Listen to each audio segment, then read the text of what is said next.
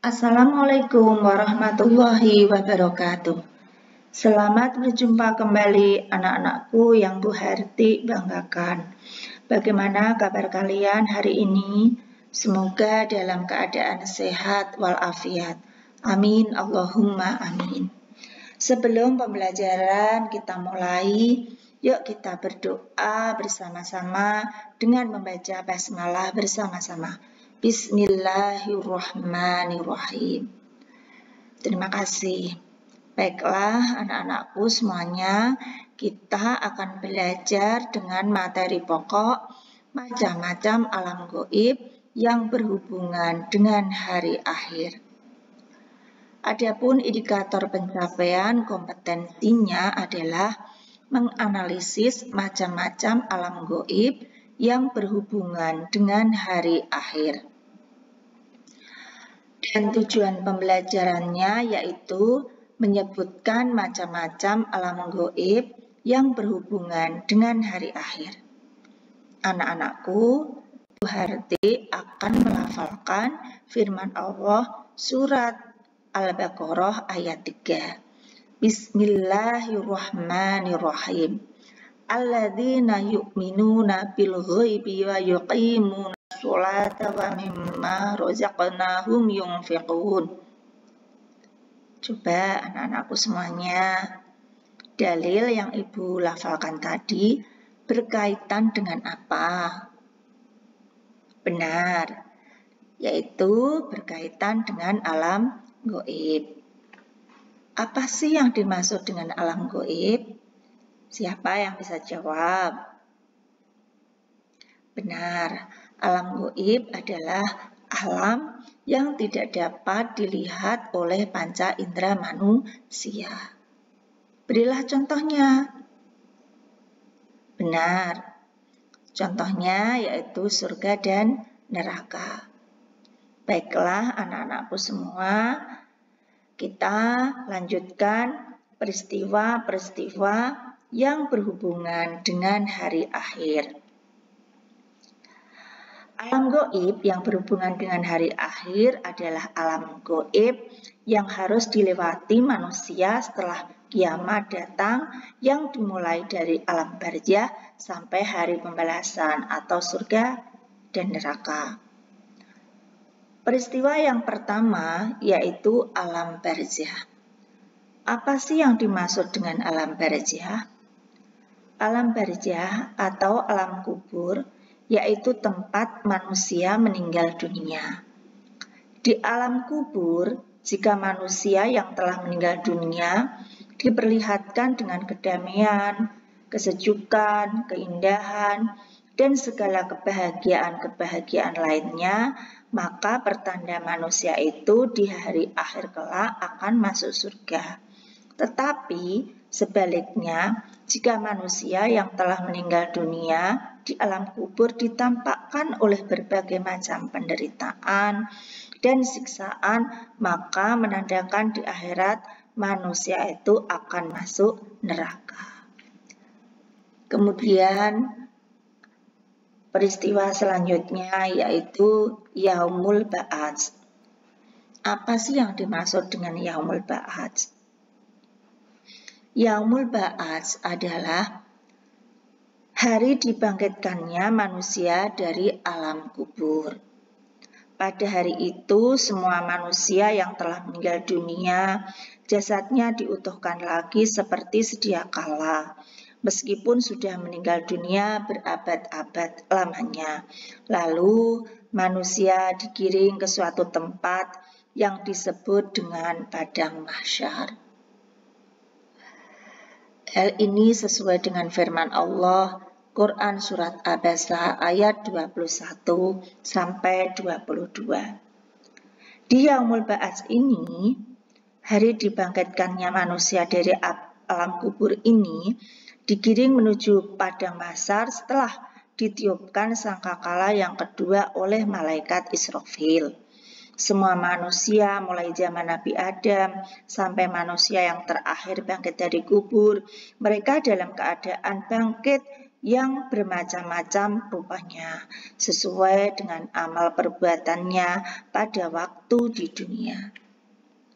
Kemudian peristiwa selanjutnya yaitu Yaumul Mahsyar. Apa sih yang disebut dengan Yaumul Mahsyar? Yaitu hari dikumpulkannya seluruh umat manusia dari padang mahsyar. Padang mahsyar adalah sebuah padang yang sangat luas, tempat manusia semua dikumpulkan untuk mempertanggungjawabkan perbuatannya di dunia. Sebagaimana firman Allah, Quran Surat Yunus ayat 30. Di padang mahsyar ini, keadaan manusia sangat susah. Tidak ada yang dapat menolong kecuali hanya pertolongan yang datangnya dari Allah Subhanahu wa Ta'ala bagi orang-orang yang dikehendakinya. Kemudian peristiwa selanjutnya yaitu Yaumul Hisab. Yaumul Hisab yaitu hari penghitungan amal baik dan buruk yang dilakukan oleh manusia semasa hidupnya. Sebagaimana firman Allah Subhanahu wa Ta'ala, Quran Surat Al-Zalzalah ayat 7 sampai 8. Adapun 4 tahapan dalam Yaumul Hisab. Yang pertama yaitu tahapan tanya jawab. Kemudian dilanjutkan dengan tahapan membaca kitab catatan amal. Dan dilanjutkan dengan tahapan mendengarkan dan memperlihatkan rekaman amal perbuatan manusia. Kemudian tahapan mizan. Apa sih yang dimaksud dengan Yaumul Mizan? Yaumul Mizan adalah penimbangan amal baik dan amal buruk yang dilakukan manusia selama hidupnya. Hal ini terdapat dalam Quran Surat Al-Anbiya ayat 47. Setelah manusia sampai di padang mahsyar, maka mereka akan dihitung atau ditimbang seluruh amal perbuatannya selama hidup di dunia. Bagi timbangan amal baiknya yang lebih berat akan mendapatkan balasan yang memuaskan. Sedangkan bagi timbangan amal baiknya yang lebih ringan akan mendapatkan balasan neraka hawiyah, yaitu neraka yang sangat panas. Kemudian tahapan peristiwa selanjutnya yaitu Sirat. Apa yang dimaksud dengan Sirat? Sirat adalah jalan menuju surga. Sirat sering disebut juga dengan jembatan Siratal Mustaqim. Bagi manusia yang beramal baik, berjalan lewat Sirat akan sampai ke surga. Alhamdulillah.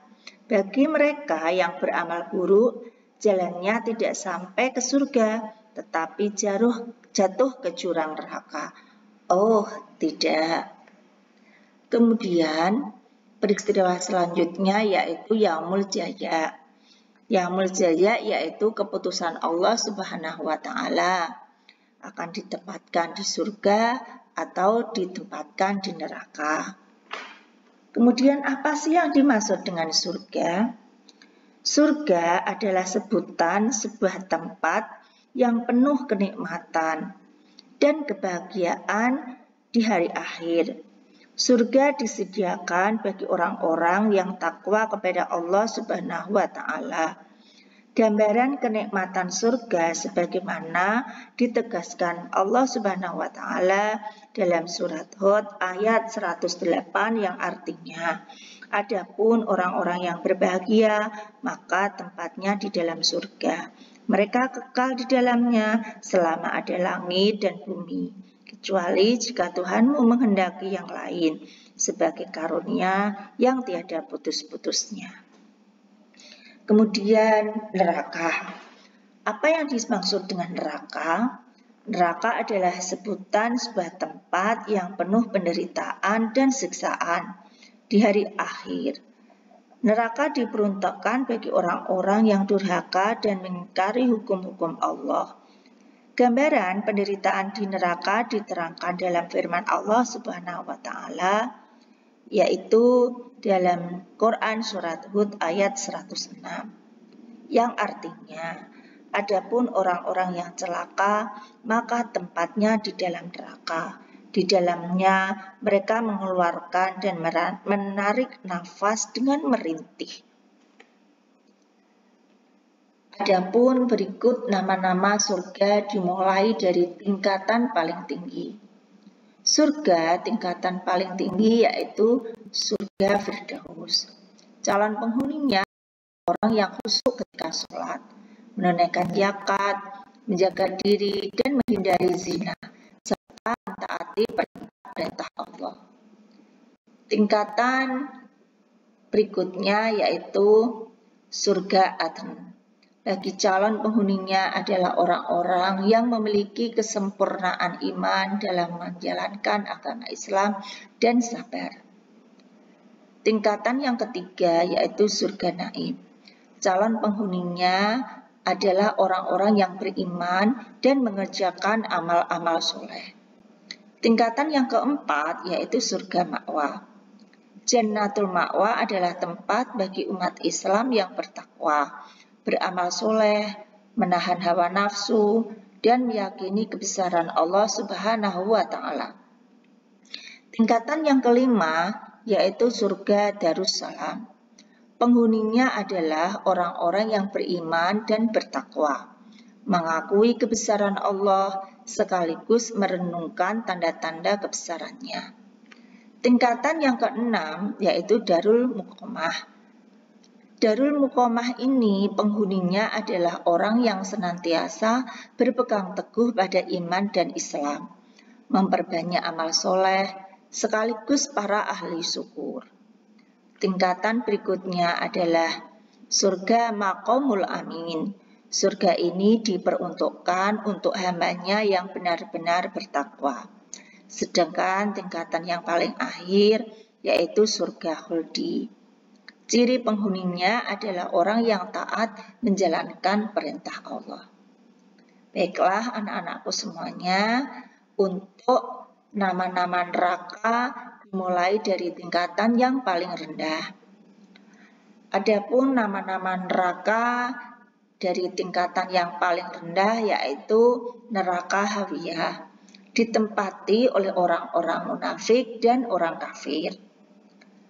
Neraka yang kedua yaitu neraka Jahim. Neraka ini diperuntukkan bagi orang-orang musyrik yang menyekutukan Allah Subhanahu wa Ta'ala.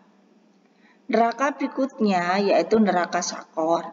Neraka ini dihuni oleh orang-orang yang tidak melaksanakan sholat, berbohong tentang keberadaan Allah, menyembah selain Allah, serta menyembah zat yang keluar dari sifat Allah. Tingkatan selanjutnya yaitu neraka Lautu. Di dalamnya ditempati oleh iblis laknatullah sekaligus orang-orang yang mengikuti maupun terbujuk rayuannya. Selain itu, orang-orang Majusi juga akan kekal bersama iblis di dalamnya. Tingkatan neraka berikutnya yaitu neraka Hutamah.